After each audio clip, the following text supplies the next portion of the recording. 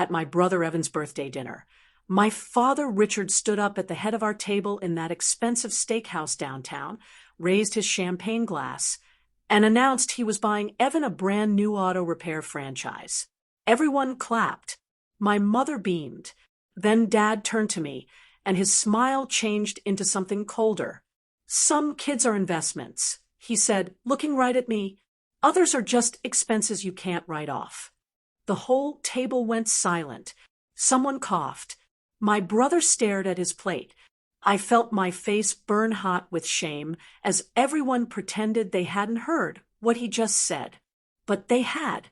They all had. I pushed back my chair, grabbed my purse, and walked out while 40 people watched me leave. That was the night everything changed. My name is Maya Richard, and I need to tell you how I got to that moment. My father Richard built his chain of auto shops from nothing. He was obsessed with profit margins and return on investment. Everything was a business calculation to him, even his own children. My older brother, Evan, got the business degree Dad paid for, the company car, and the corner office at the main shop. I studied art and marketing at community college, paying my own way with 3 part-time jobs. Dad called my degree useless. He said I was wasting time on dreams that would never pay bills. Every family dinner became a performance where Evan was the star and I was the punchline. Mom never stood up for me. She just smiled and said Dad was tough because he cared. But I knew better. 6 months before that birthday dinner, Dad called me into his office at the flagship shop. I thought maybe, finally, he wanted to hear my ideas about social media marketing for the business. Instead, he told me I'd be Evan's assistant for his new startup venture. Administrative errands, he called it. Basically, fetching coffee and filing papers. When I said I had better skills to offer, he laughed. "If you want to prove your worth, start by learning what real work looks like." His managers heard everything. I felt 2 inches tall standing there while grown men avoided my eyes. I quit on the spot, walked out past the bays full of cars, past the mechanics who'd known me since childhood, and never looked back. At the door, I turned and said, "One day I'll buy this place just to fire you myself." He laughed so hard he had to wipe his eyes. The first year alone nearly broke me. I freelanced doing social media management for tiny businesses, living in a studio apartment with furniture from thrift stores. I ate ramen noodles 4 nights a week and learned everything I could about digital marketing, brand building, and business growth strategies. I failed a lot, lost clients, made mistakes, cried myself to sleep, wondering if Dad was right about me. But I kept going. Then I landed a client named Mr. Patterson, who owned a struggling sandwich franchise. I redesigned his entire online presence, ran targeted ad campaigns, and tripled his customer base in 4 months. He was so impressed, he offered me equity in his company instead of just payment, 5% ownership. I said yes without hesitation. That 5% changed my entire life. 5 years passed like water under a bridge. I built my consultancy firm 1 client at a time, taking equity stakes instead of big fees when I believed in the business. Some failed, but 3 became major successes. I owned pieces of a cleaning service franchise, a chain of coffee shops, and a commercial real estate firm. My net worth hit 7 figures on my 29th birthday. I celebrated alone with Chinese takeout, thinking about that dinner where Dad called me an expense. Then my mother called. "Your father's having financial trouble," she said quietly. "The economy hit the shops hard. He won't admit it, but he's struggling." I felt nothing. No satisfaction, no sympathy, just emptiness. "That's not my problem anymore, Mom," I said. What I didn't know was that one of my investment groups was about to acquire the holding company that owned Dad's business loans. My business partner called me into a meeting about a new acquisition opportunity, a portfolio of commercial debt from struggling auto service businesses. The numbers looked solid. so I approved the purchase without reviewing every individual account. 3 weeks later, Richard Collins' auto shop empire collapsed. Years of bad decisions, ignored maintenance on his properties, and Evan's failed expansion attempts finally caught up with him. The banks called in his loans. Evan moved to another state, leaving Dad holding all the debt alone. Creditors circled like sharks. Dad's pride wouldn't let him declare bankruptcy. He kept insisting he'd find investors, that he'd turn it around. Then his accounts got frozen. The bank manager called him personally. "Mr. Collins, your new creditor wants to meet with you in person to discuss restructuring options." Dad had no idea he was about to walk into a room with his daughter. The meeting was scheduled for 2 in the afternoon at our downtown office.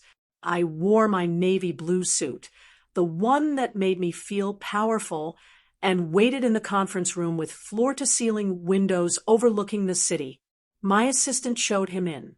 Dad walked through that door, looking 10 years older than I remembered. His hair was completely gray now, his face lined with stress.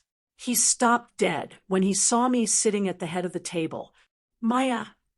His voice cracked on my name. I gestured to the chair across from me. "Sit down, Dad."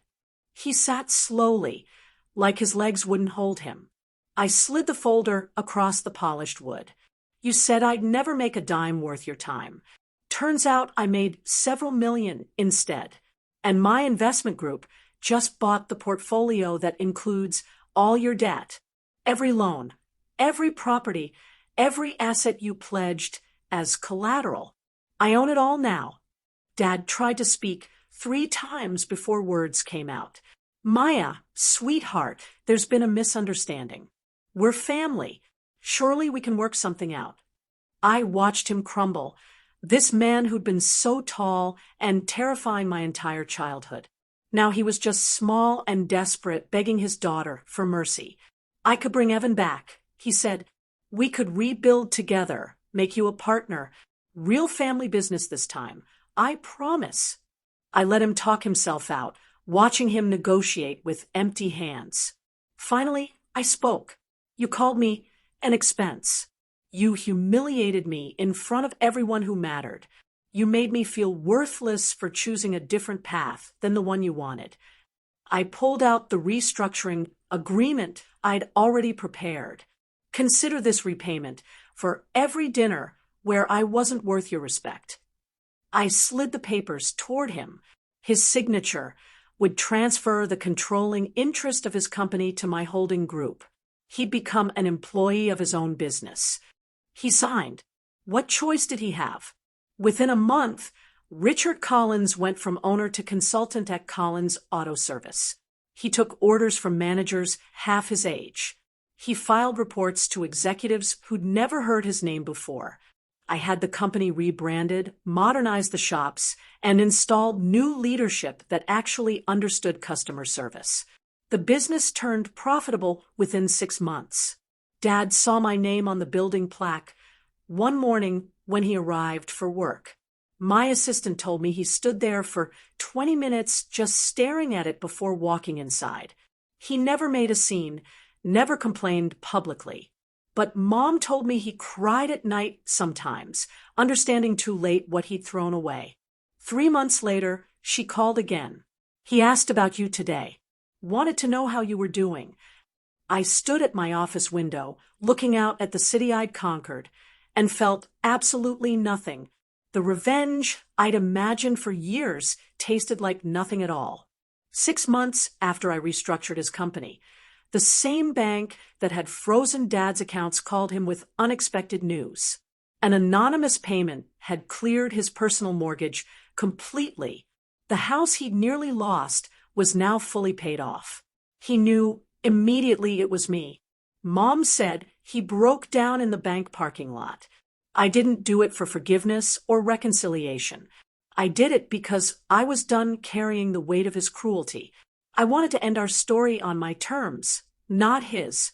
Last month, I walked past that steakhouse where Evan's birthday dinner happened. The place where Dad called me an expense in front of everyone who mattered. I went inside, sat at the bar, and ordered the most expensive steak on the menu. When the bill came, I paid it without looking at the price. Then I left a tip bigger than my father used to spend on my birthday presents. Because the best revenge isn't making them suffer. It's succeeding so completely that their opinion stops mattering. It's building a life so beautiful that their cruelty becomes just a footnote in your success story. Dad taught me I wasn't worth his investment, so I invested in myself instead. And that made all the difference. Some daughters are expenses. Others become empires. I chose to be the empire, and I never looked back. Thank you for watching. If you enjoy my story, please like and subscribe.